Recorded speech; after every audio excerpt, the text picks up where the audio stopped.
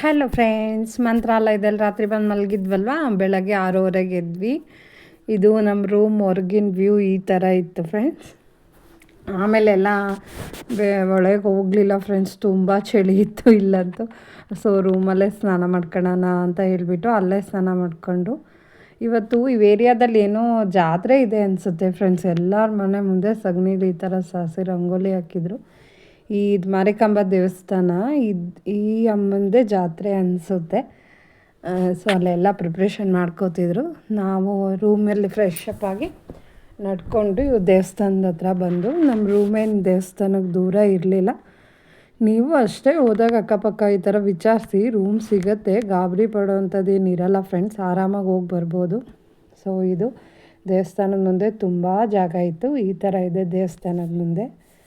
ಅಲ್ಲಿ ವಾತಾವರಣ ನೋಡಿದ್ರೇ ಭಕ್ತಿ ಭಾವ ತುಂಬಿ ಬರ್ತಿತ್ತು ಫ್ರೆಂಡ್ಸ್, ಅಷ್ಟು ಚೆನ್ನಾಗಿತ್ತು. ನಮಗೆ ದರ್ಶನವೂ ಚೆನ್ನಾಗಾಯಿತು. ತುಂಬ ರಶ್ ಏನಿರಲಿಲ್ಲ ಫ್ರೆಂಡ್ಸ್. ಒಂದು 15 ನಿಮಿಷದಲ್ಲೆಲ್ಲ ದರ್ಶನ ಆಗೋಗಿತ್ತು ನಮಗೆ. ರಾಯರು ನಮ್ಮನ್ನು ತುಂಬಾ ಹರಿಸಿದ್ರು ಅನಿಸುತ್ತೆ. ನಮಗೆ ತುಂಬ ಆರಾಮಾಗಿ ಯಾವುದೇ ತೊಂದರೆ ಆಗದೇ ದರ್ಶನ ಮಾಡ್ಕೊಂಡು ಬಂದು ಫ್ರೆಂಡ್ಸ್.